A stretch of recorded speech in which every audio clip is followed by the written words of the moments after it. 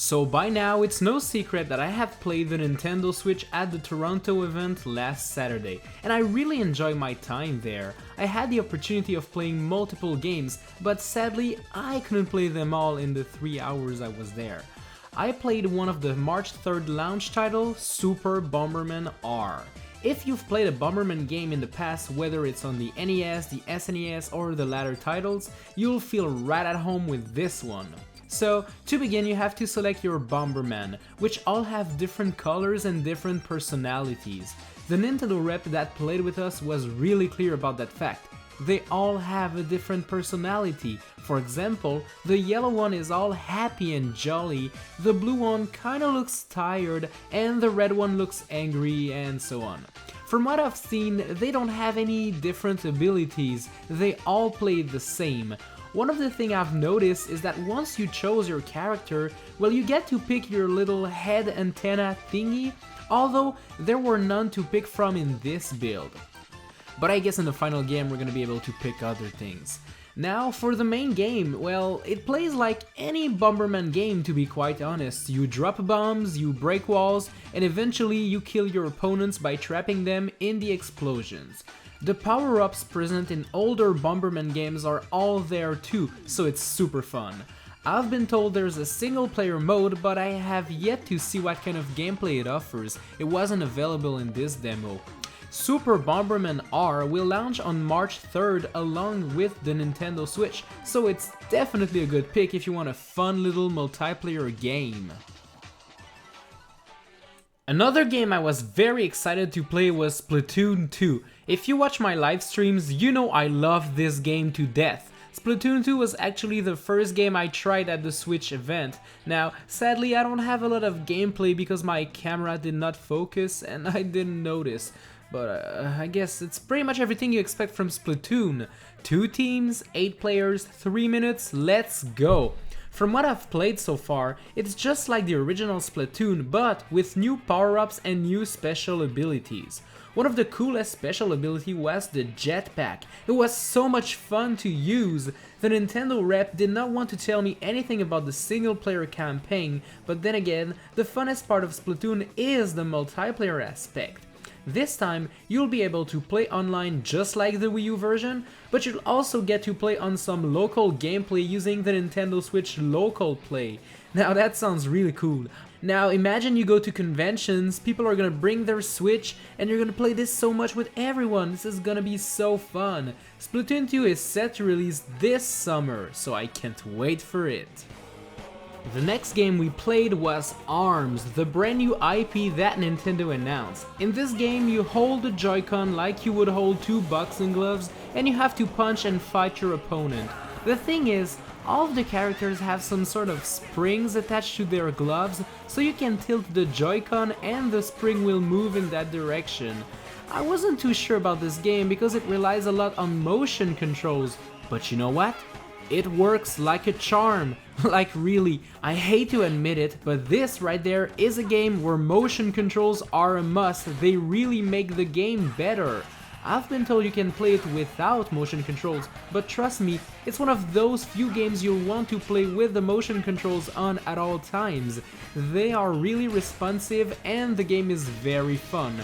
I found it to be very complicated. You actually have to focus if you want to be good at the game. I think it's one of those games that anyone can play easily, but it takes a lot of practice to master it.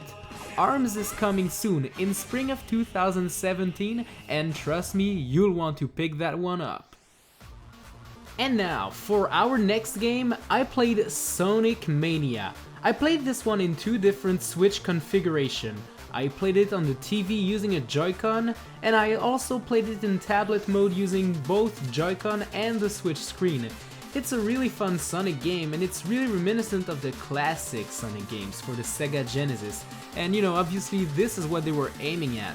The controls are really tight and responsive, even on the little right Joy-Con that I was using. Like my hands, they all look cramped up and stuff, but surprisingly it was really comfortable. Like, I had trouble believing it, but I was really enjoying my time and I didn't have any pain using it for an extended duration. Obviously, I also played it using, you know, both Joy-Con and the Nintendo Switch tablet, and it kind of felt way better that way for my hands. But then again, as I said, the Joy-Con, it's really comfortable despite being so small. So for the game, it's a 2D Sonic side-scroller game, and let's be honest, this is what Sonic needed after Sonic Boom. The game is coming out somewhere during the spring of 2017, and it's gonna be super fun. The next game I've played is Mario Kart 8 Deluxe, and what is there to say about this game? It's a direct port of the Wii U version, but including all of the DLC characters and tracks, as well as adding new characters like Dry Bones, King Boo, and the Splatoon Inklings. But let's be real, those characters, they don't matter. As long as Pink Gold Peach is available, everything is gonna be good. The controls are really responsive, even on the tiny Joy-Con, which surprised me.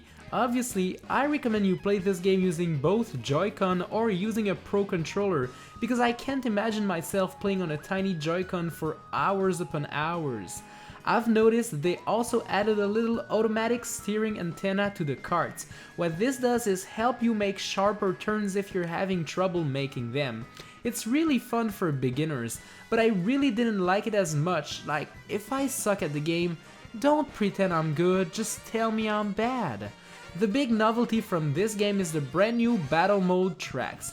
In the original Mario Kart 8, battle mode was super boring because it took place in select racetracks that were clearly not made for that. Now they brought back the classic battle mode tracks and some new battle mode modes too. I mean, you can play the typical balloon popping game, but they brought back the bomb rush mode, which is gonna be awesome. I mean, throwing bombs everywhere, it's super fun. It felt good to see a good battle mode in Mario Kart 8.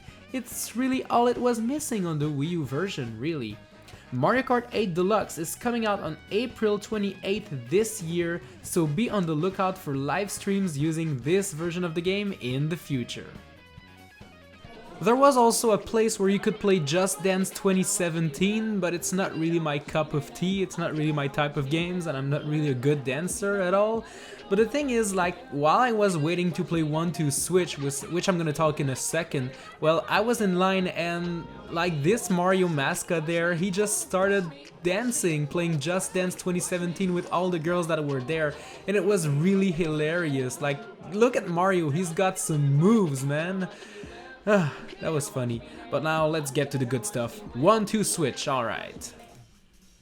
So, from what I get, 1-2 Switch is a type of minigame compilation game where you play using the Joy-Con, and it's supposed to showcase everything the Joy-Con does, like the HD rumble, or, you know, just playing it with motion controls and the infrared sensor. It's supposed to show you all of those. What I got to play was the cow milking minigame and also the ball counting minigame. The first one, which I'm wearing a cow hat for this one because the Nintendo rep gave it to me, it was super funny. So in this game, you're supposed to hold like the Joy-Con like you would hold a cow, and you're supposed to milk the cow. Like, you're supposed to press the buttons and everything. I wasn't really good at it, to be quite honest. As you can see, my friend Marc on the left, he's doing way better than I am at this game. But then again, I mean, he grew up on a farm, so I guess that makes him better.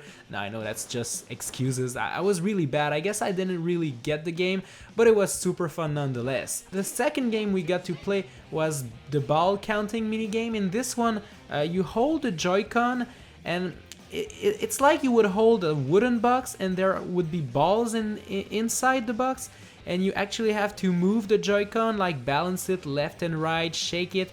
And what you want to do is try to guess how many balls there are in the Joy-Con. It's hard to explain what the HD rumble is, really, but it kind of works. Like, you can feel that there were many balls in the box. Like, the rumble did its job. It was super good. Sadly, we both failed. We couldn't guess that there were 4 balls. We thought there was 3. But yeah, it's hard to say. I've only played for like 30 seconds. But I feel like they have something with HD Rumble. I feel like it could be used for something else. And yeah, 1-2 Switch, it's hard to say if it's worth the $60 price they're asking for it. But I don't know, I'll see, maybe I'll pick it up and test it for you guys, we'll see about that. Finally, the last game I played is obviously the one I wanted to play the most. It's the brand new Legend of Zelda Breath of the Wild game. Let me tell you, they let me play for 20 minutes and I felt like I didn't do anything in those 20 minutes. It was so short but so fun. And you know what, I'm gonna do a separate video for the Breath of the Wild demo because I have all 20 minutes of footage, so I'm gonna like do a live commentary over it. So stay tuned, the video is gonna release at the same time as this one, so just click it on the screen right now. Special thanks to Nintendo for bringing me to Toronto to play the Switch. It was insane, and like really it's gonna be a very good console, guys, okay? You really want to pre-order it if you haven't yet.